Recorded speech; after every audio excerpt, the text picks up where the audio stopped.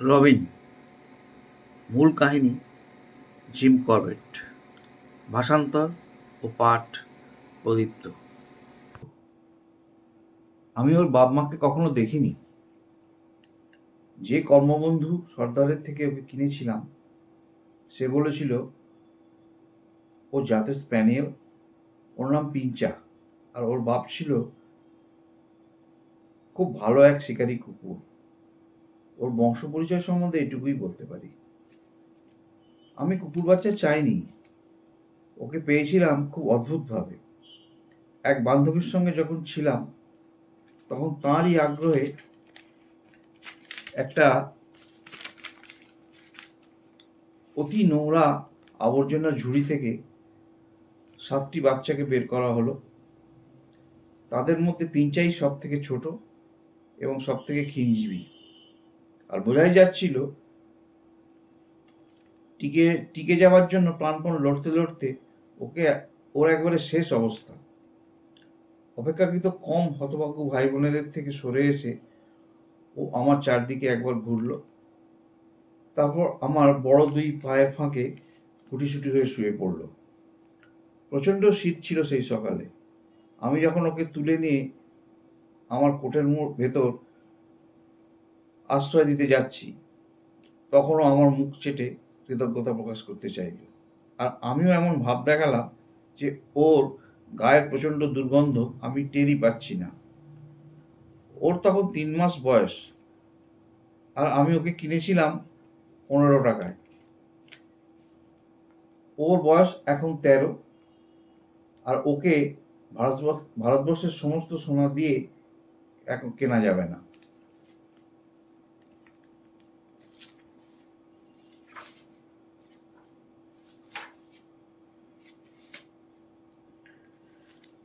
বাড়ি নিয়ে গিয়ে ওকে ভালো করে খাওয়ালাম, সাবান গরম জল দিয়ে ভালো করে ওর গা ধুয়ে দিলাম। পিঞ্চা নামের বদলে ওর নতুন নাম রাখা হলো রবিন। ছেলেবেলায় রবিন নামে আমাদের বিশ্বস্ত কলি কুকুর ছিল। সে একবার আমাদের 2 ভাইকে এক খ্যাপা ভালুকের হাত থেকে বাঁচায়। তারই স্মৃতিতে পিঞ্চার এই নামকরণ। শুকনো মাটি যেমন জল পেলে সাড়া দেয়, রবিন তেমনি নিয়মিত খাবার পেয়ে দেখতে দেখতে বড় হয়ে উঠল। সপ্তাহ কয়েক কেটে যাওয়ার পর একদিন ওকে নিয়ে বেরোলাম বন্দুকের আওয়াজের সঙ্গে পরিচয় করিয়ে দিতে।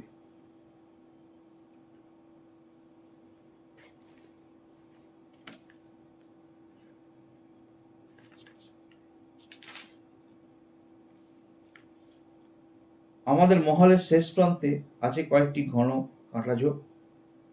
যখন সেগুলো বেড দিয়ে ঘুরে যাচ্ছি, একটা ময়ূরী উড়ে উপরে উঠল। রবিন আমাকে পায়ে পায়ে অনুসরণ করছিল।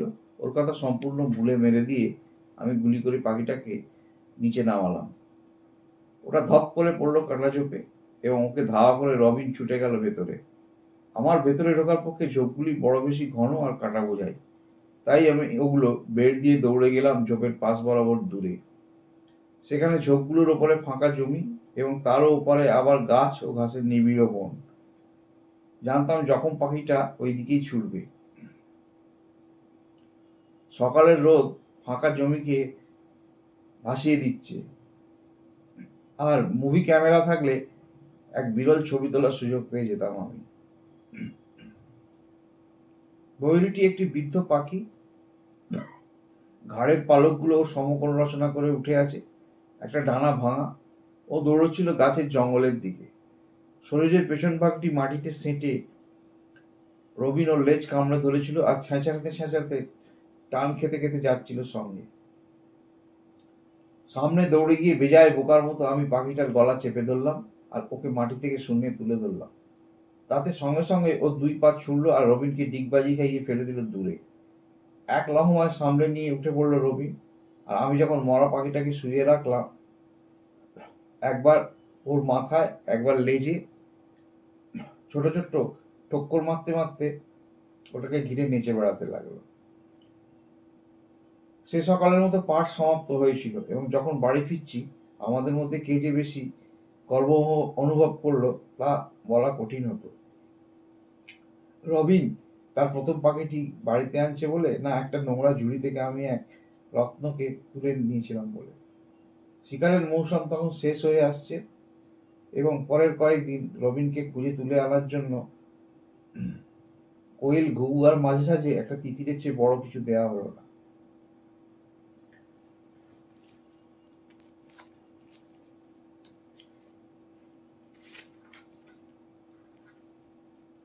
গরমকালটা আমরা পাহাড়েই কাটালাম।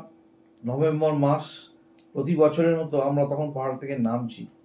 এমন সময় একদিন একটানা 15 মাইল হাঁটার পর একটা মোড় ঘুরেছি। অমনি পাহাড়ের ধার থেকে একদল হনুমানের মধ্যে একটা হনুমান লাফিয়ে পড়ে রবিনের নাকের কয়েক ইঞ্চি সামনে দিয়ে রাস্তা পার হয়ে গেল। আমার নিষেধ অগ্রাহ্য করেই রবিন খাদের ধার দিয়ে হনুমানটার পেছনে পেছনে ছুটল। হনুমানটা চট করে একটা গাছে উঠে প্রাণ বাঁচালো। জমিটা এখানে ওখানে এক একটা গাছ বাদে সবটাই ফাঁকা। প্রায় 30-40 গজ খাড়া নেমে গিয়ে কয়েক গজ সমতল, তারপর আবার খাড়া নেমে গেছে নিচের উপত্যকার দিকে। এই সমতল ভূমির ডান দিকে কতগুলো ঝোপ ছিল। ঝোপের মধ্যে দিয়ে বৃষ্টির জলের একটা গভীর নালা চলে গেছে। রবিন এই ঝোপে ঢুকতে না ঢুকতেই বেরিয়ে এলো এবং কান নামিয়ে লেজ গুটিয়ে প্রাণের দায় ঊর্ধ্বশ্বাসে দৌড়তে লাগলো। দেখি ওর পেছনে একটা চিতাবাঘ। বাঘটা লম্বা লম্বা লাফে, ওকে ধরে আর কি। আমার কাছে কোনো অস্ত্র ছিল না, তাই প্রাণপণে হো হো হো হো রো রো করে ইত্যাদি চেঁচানো ছাড়া আর কিছুই করতে পারলাম না। যে লোকগুলো মর ডান্ডি বয়ে নিয়ে যাচ্ছিল তারাও আমার সঙ্গে চিৎকারে যোগ দিল। এই হট্টগোল চরমে উঠল যখন প্রায় 100টা হনুমান নানান সুরে চিৎকার আরম্ভ করলো। প্রায় 25-30 গজ ধরে রবিন মরিয়া হয়ে দৌড়লো। ক্রমশই সে হেরে যাচ্ছিল, কিন্তু ঠিক যেই রবিন চিতাবাঘটার নাগালের মধ্যে এসে পড়েছে, অমনি চিতাটা সকলকে অবাক করে দিয়ে একটা বাঁক নিয়ে নিচের পাহাড়তলিতে অদৃশ্য হয়ে গেল। রবিন পাহাড়ের উপরে একবার পাক খেয়ে তারপর নেমে এসে রাস্তায় আমাদের সঙ্গে যোগ দিল। এই যে এক চুলের জন্য বিপদের হাত থেকে রবিন বাঁচলো, এ থেকে সে এমন দুটো শিক্ষা পেল যা সে জীবনে বলেনি। প্রথম শিক্ষাটি হলো এই যে হনুমানদের তাড়া করা খুব বিপজ্জনক, এবং দ্বিতীয়টি, কোনো হনুমান ডেকে উঠলেই বুঝতে হবে কাছাকাছি কোথাও চিতাবাঘ আছে।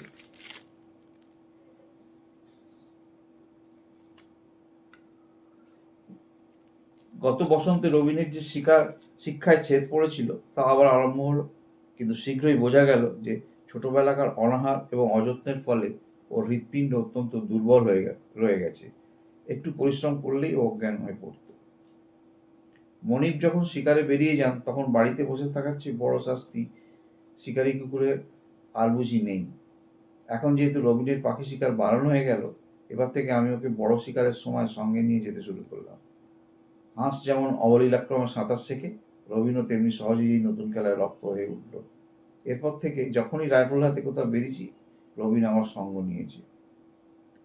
আমরা রোজ ভোরবেলা বেরিয়ে পড়ে বাঘ কিংবা চিতাবাঘের পায়ের ছাপ ধরে তাদের সন্ধানে এগোতে থাকতাম। যতক্ষণ পর্যন্ত পায়ের ছাপ দেখা যেত আমিই থাকতাম আগে, কিন্তু সে দাগ যখন ঘন জঙ্গলের মধ্যে মিলিয়ে যেত তখন খোঁজার ভার নিত রবিন। এইভাবে কোনো একটা জন্তুকে খুঁজে বার করতে গিয়ে আমরা কখনো মাইলের পর মাইল হেঁটেছি। চিতা বাঘের পদচিহ্ন খুঁজে নেওয়া এবং তা অনুসরণ করা, এই রীতিতে আমরা চলি। মাচানে অথবা হাতির পিঠ থেকে জানোয়ারকে গুলি করা হয় যখন, তখনকার চেয়ে পায়ে হেঁটে শিকারকালে একটি জানোয়ারকে তৎক্ষণাৎ মেরে ফেলা অনেক বেশি সোজা। একটা কথা, যখন জানোয়ারকে পায়ে হেঁটে অনুসরণ করতে হবে তখন তার আন্তাবড়ি গুলি মারা চলে না। আরেক কথা কি, ওপর থেকে নিচে গুলি করার চেয়ে জানোয়ার যেখানে আছে মাটির সেই সমান স্তর থেকে গুলি করলে শরীরের জরুরি অংশগুলিতে গুলি অনেক বেশি বিদ্বার নাগালের মধ্যে থাকে।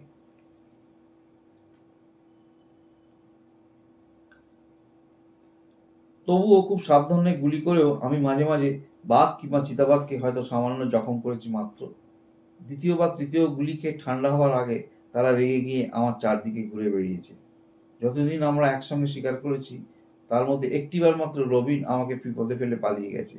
খানিকক্ষণ ছাড়াছাড়ির পর সেদিন যখন আমাদের দেখা হলো, তখনই বোঝাপড়া হয়ে গেল যে যা হয়েছে তা হয়েছে, আর কখনো এ নিয়ে কথা চলবে না। কিন্তু এখন আমাদের বয়স হয়েছে, মনও অনেক বদলেছে। কুকুরের হিসেবে রবিনেরও বয়স এখন 70। আমার পায়ের কাছে একটা বিছানায় সে শুয়ে আছে, আর উঠবে যে সে আশা নেই। সেই জন্যই বোধহয় লেজ নেড়ে কটা চোখের চাহনিতে রবিন আজ আমাকে সেই কাহিনী শোনাবার অনুমতি দিয়েছে।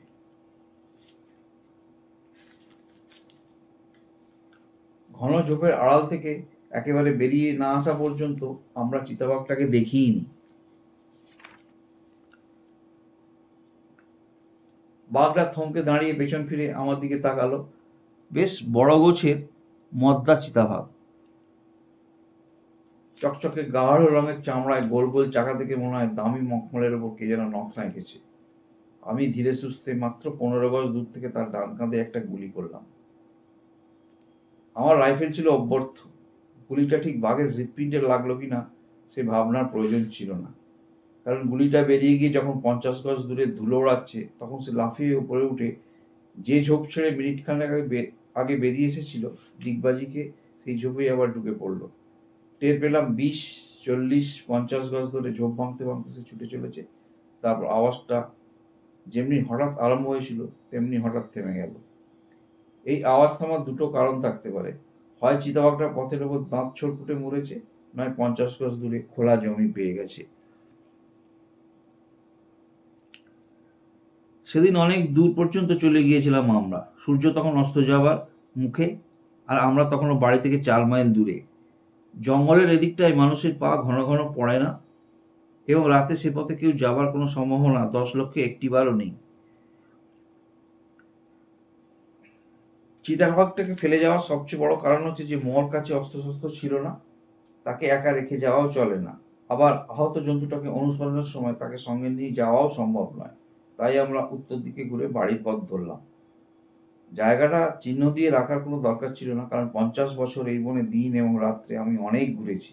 আমাকে চোখ বেঁধে ছেড়ে দিলেও যে কোনো অংশের পথ চিনে যেতে পারতাম। পরদিন রাত শেষ হওয়ার সঙ্গে সঙ্গেই রবিন আর আমি আগের দিনের জায়গাটা এসে পৌঁছলাম। রবিন গতকাল সন্ধ্যায় আমার সঙ্গে ছিল না। যেখানে চিতাবাঘটা দাঁড়িয়ে ছিল সে জায়গাটা সে অত্যন্ত সন্তর্পণে শুকল। তারপর মাথা তুলে বাতাস শুকতে শুকতে ঝোপের ধারে এগিয়ে গেল। চিতাবাঘটার শরীর থেকে অনেক রক্ত এখানে পড়েছিল। চিতার কোথায় লেগেছে তা বলার জন্য রক্ত পরীক্ষা করার দরকার ছিল না, কারণ আমি খুব অল্প দূর থেকে গুলি করেছিলাম এবং গুলিটা লাগতেও দেখেছিলাম। তাছাড়া আমার গুলিটা যে একেবারে চিতাবাঘের শরীরের মধ্য দিয়ে চলে গেছে তার প্রমাণ ধুলো উড়ে যাওয়ায়।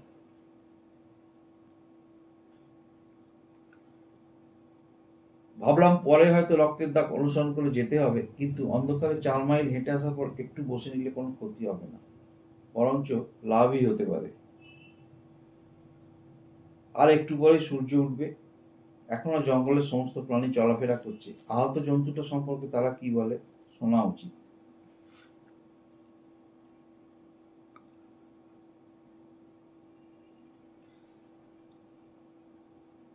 কাছাকাছি একটা গাছের তলায় আমরা খানিকটা শুকনো জায়গা খুঁজে পেলাম।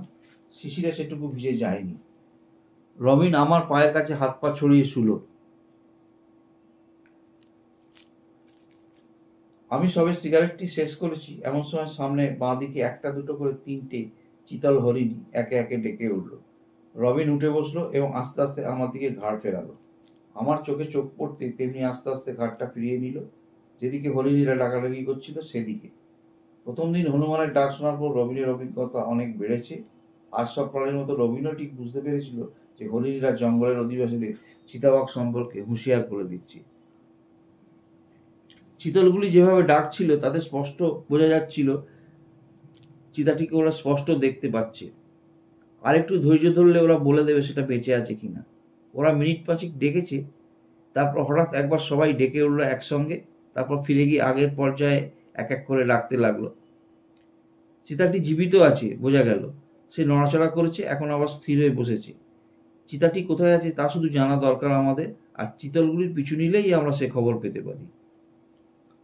হাওয়া উজিয়ে আমরা 50 গজ হেঁটে ঘন ঝোপের ভেতর ঢুকলাম। তারপর হরিণের খোঁজ করতে লাগলাম। কাজটা খুব শক্ত নয়, কারণ দীর্ঘ অভ্যাসে রবিন বেড়ালের মতো নিঃশব্দে জঙ্গলের মধ্যে চলতে পারত। আমিও ঠিক জানতাম কোথায় পা ফেলতে হবে। চিতলগুলোর খুব কাছে পৌঁছানোর আগে আমরা তাদের দেখতে পাইনি। খোলা জায়গায় দাঁড়িয়ে ঠিক উত্তর দিকে মুখ করে চিতলগুলো ডাকছিল। আগের সন্ধ্যায় যেদিকে চিতার মর্মরানি আওয়াজ বন্ধ হয়ে যায় ঠিক সেই দিকে তাদের মুখ ফেরানো।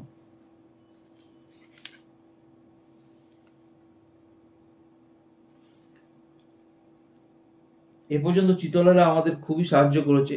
আমাদের জানিয়ে দিয়েছে যে চিতাবাঘটা খোলা জমির উপরে আছে এবং বেঁচে আছে।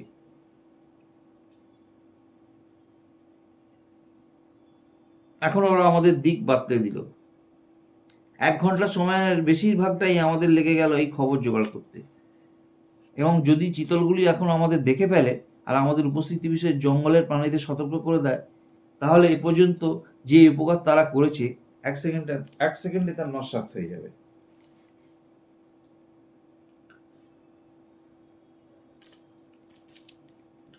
ফিরে নেমে গিয়ে হরিণগুলোর আড়াল থেকে গুলি করব, না চিতাবাঘের ডাক নকল করে ওদের তাড়িয়ে দেবো, এইসব যখন ভাবছি, তখন হঠাৎ একটা হরিণী পেছন ফিরে সোজা আমার মুখের দিকে তাকালো। পরমুহূর্তে তাদের ভাষায় খবরদার মানুষ বলে চিৎকার করে সকলে মিলে ঊর্ধ্বশ্বাসে দৌড় দিল। ফাঁকা জমিতে পৌঁছতে আর মাত্র 5 গজ ছিল, কিন্তু আমি চটপটে হলেও চিতাটা আরো চটপটে। সুতরাং পৌঁছে কেবল তার পিছনের অংশটুকু ঝোপের মধ্যে অদৃশ্য হয়ে যেতে দেখলাম। চিতলটা আমাকে গুলি করার সুযোগ একেবারে ভণ্ডুল করে দিল। আবার চিতাবাঘটাকে খুঁজে বার করতে হবে। এবার রবিনের পালা।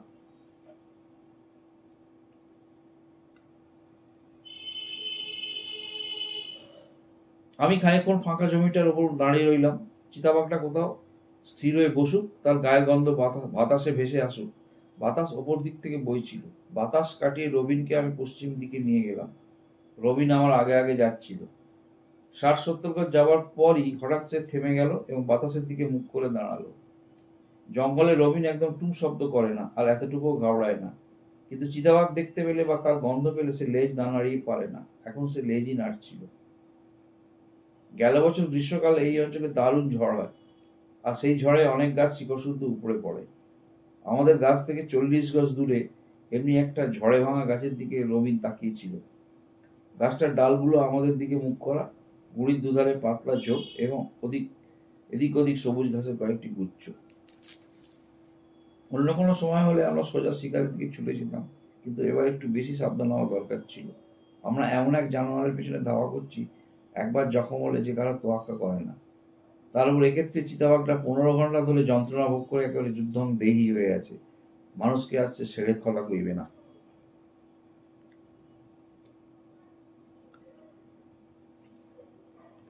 সকালে বাড়ি থেকে বেরোবার সময় 275 পয়েন্টের রাইফেলটা নিয়ে এসেছিলাম।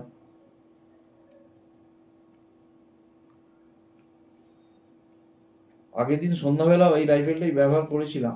অনেকখানি হাঁটার পক্ষে রাইফেলটা বেশ ভালো, কিন্তু চোট খাওয়া চিতাবাঘের সঙ্গে যুদ্ধের পক্ষে উপযুক্ত অস্ত্র নয়। সুতরাং সোজাসুজি না গিয়ে এমন একটা রাস্তা বেছে নিলাম যাতে ওপরানো গাছটা থেকে সোজাসুজি 15 গজ দূরে থাকতে পারি।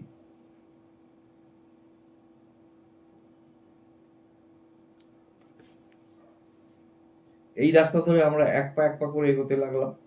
এইভাবে গাছটার ডালপালা পার হয়ে যেমন গুড়ির উল্টো দিকে পৌঁছেছি, হঠাৎ রবিন থেমে গেল। ও যেদিকে তাকিয়েছিল সেদিকে তাকাতেই বুঝলাম কিসের উপর যেন ওর নজর পড়েছে। দেখি চিতাবাঘের লেজটা আস্তে আস্তে উপরে উঠে আবার তেমনি আস্তে আস্তে নেমে যাচ্ছে। চিতাবাঘ যে এবার আক্রমণ করবে এ তারই লক্ষণ। গোড়ালিতে ভর করে ডান দিকে ঘুরে আমিও তাড়াতাড়ি কাঁধের উপর রাইফেল তুলে নিলাম। আমিও রাইফেল তুলেছি। চিতাবাঘটা তেমনি ঝোপঝাড় ভেঙে ঝাঁপিয়ে পড়লো আমাদের ওপর।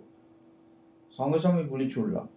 চিতাটাকে মারতে পারবো কিংবা জখম করবো তেমন ভরসা ছিল না, তবে আশা করেছিলাম অন্তত লক্ষ্যচ্যুত করতে পারবো। গুলিটা গিয়ে বিঁধল পেটের তলা দিয়ে একেবারে বাঁ দিকের উরুর মাংসের মধ্যে। গুলি খেয়ে যেত না, বন্দুকের আওয়াজ শুনে ভড়কে গিয়ে চিতাটা আমার গায়ের উপর না পড়ে কাঁধের পাশ দিয়ে বেরিয়ে গেল।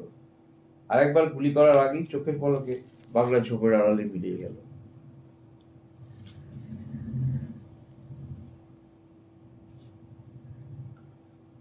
আমার পায়ের কাছ থেকে একবারও নড়েনি রবিন। আর যে জমির উপর দিয়ে চিতাটি গেল আমরা একসঙ্গে তা পরখ করে দেখলাম। প্রচুর রক্ত দেখলাম আমরা, কিন্তু চিতাটার প্রচন্ড লাফঝাপের ফলে পুরনো জখমগুলোর মুখ ছিঁড়ে তা পড়েছে না নতুন গুলি লাগার ফলে তা বলা অসম্ভব।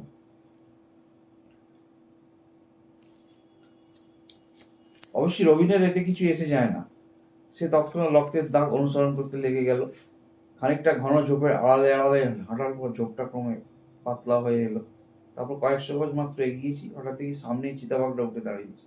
কিন্তু রাইফেল তুলে টিপ করতে না করতেই একটা ল্যান্টানা ঝোপের আড়ালে সেটা লুকিয়ে পড়লো। মাটিতে ডালপালা ছড়ানো এই ঝোপটা বড় একটা তাঁবুর মতো, এবং শুধু যে চিতাটার গা ঢাকা দেওয়ার পক্ষে চমৎকার তা নয়, এখান থেকে খুশি মতো আক্রমণেরও সুযোগ পাবে। আমার এবং রবিনের পক্ষে সকালটি এই পর্যন্ত ভালোই ভালো কেটেছে। এখন সঙ্গে যা অস্ত্রশস্ত্র তা নিয়ে চিতাটাকে এর বেশি দাওয়া করা বোকামি কাজ হবে, সুতরাং আর উচ্চবাচ্য না করে আমরা বাড়ির পথ ধরলাম। পরদিন সকালে আমরা সেই জায়গায় ফিরে এলাম। ভোর থেকেই রবি রওনা হওয়ার জন্য ছটফট করছিল। সকালবেলা জঙ্গলে যে কত বিচিত্র গন্ধ, সেসব অগ্রাহ্য করে রবিন আমাকে 4 মাইল পথ প্রায় নাকে দড়ি দিয়েই হাঁটায়। এবার সঙ্গে একটা 450-400 নম্বরের রাইফেল থাকায় আগের দিনের চেয়ে অনেক বেশি ভরসা পাচ্ছিলাম।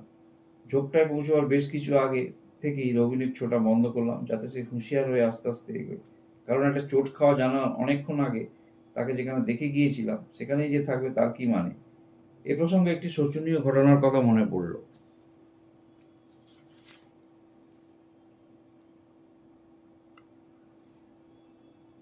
আমার পরিচিত এক শিকারী একদিন বিকেলে একটা বাঘকে জখম করেন এবং এক উপত্যকায় বহু মাইল দূরে রক্তের নিশানা ধরে অনুসরণ করেন। যে জায়গায় নিশানা অনুসরণ ছেড়েছেন সেখান থেকে তা আবার শুরু করার জন্য পরদিন সকালে একদল লোক সহ রওনা হলেন তিনি। ওদের মধ্যে একজন ওর গুলিহীন রাইফেল নিয়ে পথ দেখিয়ে চলছিল। আগের দিনের রক্তের দাগ ধরেই তারা যাচ্ছিলেন। তখন 1 মাইল পথ বাকি। এমন সময় সামনের লোকটা গিয়ে পড়ল শটাংশে আহত বাঘের মুখে, ফলে তৎক্ষণাৎ মৃত্যু। লোকটি ছিল স্থানীয় এক শিকারী। দলের অন্যরা কেউ গাছে চড়ে, কেউ ছুটে পালিয়ে কোনো মতে শেষটায় প্রাণ বাঁচায়। ল্যান্টানা ঝোপটা ঠিক কোথায় সেটা ভালো করে দেখে রেখেছিলাম। রবিনকে নিয়ে এমন একটা রাস্তা ধরলাম যাতে করে বাতাসের আগে থেকে ঝোপটার কিছু সামনে পৌঁছানো যায়। বাতাসকে এইভাবে আড়াআড়ি ভেদ করে শিকার খোঁজার কায়দাটা রবিনের বেশ ভালো রপ্ত ছিল।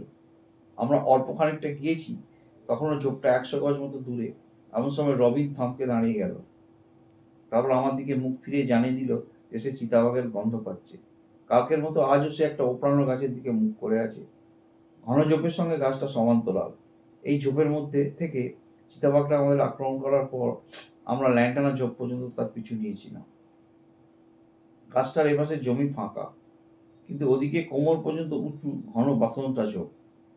আমাদের আগেকার রাস্তা ধরে রবিনকে এগিয়ে যাওয়ার জন্য ইশারা করলাম। সেই ল্যান্টানা ঝোপের কাছাকাছি এসেও রবিনের কোনো ভাবান্তর দেখা গেল না। বৃষ্টির জলে ধোয়া একটা নালার কাছে গিয়ে পড়তে আমি গা থেকে কোটটা খুলে নিয়ে তাতে যতগুলো সম্ভব পাথর ভরে দিলাম। এইভাবে কাঁধে একটা বস্তা চাপিয়ে আমি গাছের কাছে খোলা জমিটুকুতে ফিরে গেলাম। তারপর কোটটা পরে নিয়ে রাইফেল তৈরি রেখে আমি গাছ থেকে গজ 15 দূরে গিয়ে দাঁড়ালাম। এবার প্রথমে গাছগুলির ওপর, পরে ঝোপ লক্ষ্য করে পাথর ছুঁড়তে লাগলাম। চিতাবাঘটা যদি বেঁচে থাকে তাহলে সে খোলা জমিতে তেড়ে আসবে, এরকম একটা আশা ছিল, এবং তাহলেই তার সঙ্গে যুঝতে সুবিধা হবে। আমার সব ডিল যখন ফুরিয়ে গেল তখন আমি কাশলাম, হাততালি দিলাম, চিৎকারও করলাম, কিন্তু চিতাবাঘের কোনো সাড়া শব্দই মিলল না, যাতে বোঝা যায় সে বেঁচে আছে। এই অবস্থায় সোজাসুজি গাছটা পর্যন্ত হেঁটে গিয়ে ওপারে কি আছে না আছে দেখলেই পারতাম, কিন্তু একটা জঙ্গলি প্রবাদ আছে, চামড়া না ছাড়ানো পর্যন্ত চিতাবাঘ মরেছে বলে কখনো ধরে নেওয়া উচিত নয়। সেই প্রবাদ স্মরণ করেই আমি গাছটার চারদিকে ঘুরতে লাগলাম। ঘুরতে ঘুরতে পরিধি ক্রমশ ছোট করে আনছি, যাতে গাছের ডালগুলোর তলায় কি আছে দেখতে পাই। প্রথম বৃত্তটা প্রায় 25 গজের হবে। তার 3 ভাগের 2 ভাগ যেতেই রবিন থমকে দাঁড়ালো। কেন সে থেমে দাঁড়ালো দেখবার জন্য যেই চোখ নামিয়েছি, অমনি কানে গেল বাঘের গলার ক্রুদ্ধ গর্জন। ঝোপ সঙ্গে সঙ্গে ভীষণ নড়ে উঠল, আর তার পরমুহূর্তে চিতাবাঘটা আমাদের উপর সোজা ঝাঁপিয়ে পড়ল। একটু ডান দিকে ঘুরে দাঁড়িয়ে আমি তখন সবে রাইফেলটা তুলেছি। চিতাটা লাফ দেওয়ার সঙ্গে সঙ্গে আমিও গুলি ছুড়লাম। চিতাটা আমার পাশ দিয়ে বেরিয়ে যাবার মুখে আমি একটু পিছিয়ে যথাসম্ভব পেছনে ঝুঁকে পড়ে আরেকবার গুলি ছুড়লাম। কোনো আহত জন্তু, সে বাঘই হোক বা চিতাই হোক, যখন সোজাসুজি আক্রমণ করে একবার বিফল হয় তখন আবার না চটানো পর্যন্ত সে আর আক্রমণ করে না। যাতে রবিনের গায়ে না পড়ি সেজন্যই আমি বাঁদিকে সরে দাঁড়িয়েছিলাম। নিজেকে সামলে নিয়ে যখন তার খোঁজ করলাম, তার টিকিও দেখা গেল না। আমরা এতদিন একসঙ্গে শিকার করেছি, কিন্তু এই প্রথম বিপদের সময় আমাদের মধ্যে ছাড়াছাড়ি হলো। ভাবলাম রবিন বোধহয় বাড়ি ফেরার চেষ্টা করছে। জঙ্গলের 4 মাইল রাস্তায় পদে পদে বিপদ। রবিনের পক্ষে যা এড়িয়ে যাওয়ার আশা খুবই অল্প, পথঘাটও ওর তেমন জানা নেই। তার উপরে আরো বিপদ, রবিনের হাটের অবস্থা মোটে সুবিধের নয়। রীতিমতো শঙ্কিত হয়ে আমি তাকে খুঁজতে বেরোলাম। এমন সময় হঠাৎ একটা গাছের পেছনে তার মাথাটা দেখা গেল। আমি হাত তুলে ডাক দিতেই সে ঝোপের মধ্যে অদৃশ্য হয়ে গেল। একটু পরে চোখ নামিয়ে কান নিচু করে চুপচাপ সে আমার পায়ের তলায় এসে দাঁড়ালো। রাইফেলটা নামিয়ে রেখে আমি তাকে কোলে তুলে নিলাম। জীবনে এই দ্বিতীয়বার সে জিভ দিয়ে আমার মুখ চাটতে লাগলো। তারপর ঘড় ঘড় শব্দ করে জানিয়ে দিল আমাকে অক্ষত অবস্থায় দেখে সে যেমন খুশি, নিজে পালিয়ে যাওয়ার জন্য তেমনি সে লজ্জিত। অভাবিত এবং আকস্মিক এই বিপদের মুখে আমাদের আচরণ লক্ষ্য করবার মতো। ভীষণ অনিশ্চিত বিপদের মুখে পড়লে তবে বোঝা যায় মানুষের এবং কুকুরের স্বভাবের মধ্যে কত তফাৎ। বিপদ বোঝার সঙ্গে সঙ্গে রবিন চুপচাপ করে তাড়াতাড়ি পালানোর পথ খুঁজল, কিন্তু আমার পা দুটো কে যেন মাটির সঙ্গে আঠা দিয়ে সেঁটে দিয়েছিল। পালানো আমার পক্ষে অসম্ভব ছিল। আমাদের এই সাময়িক ছাড়াছাড়ির জন্য রবিনের যে কোনো দোষ নেই তা যখন বুঝিয়ে দিলাম, তখন তার ছোট্ট শরীরের কাঁপুনি থামলো। তাকে কোল থেকে নামিয়ে আমরা দুজনে চিতাবাঘটার কাছে গেলাম। প্রাণপণে লড়ে শেষ দফায় প্রায় জিতেও শেষটায় বেচারা ঘায়েল হয়ে পড়ে আছে। আপনাদের যখন এই গল্প শোনাচ্ছি তখন কোন এক ফাঁকে আমার অতি আদরের রবিন আমাকে ফেলে পরলোকের পথে পাড়ি দিয়েছে। হয়তো সে সেখানে আমারই পথ চেয়ে আছে।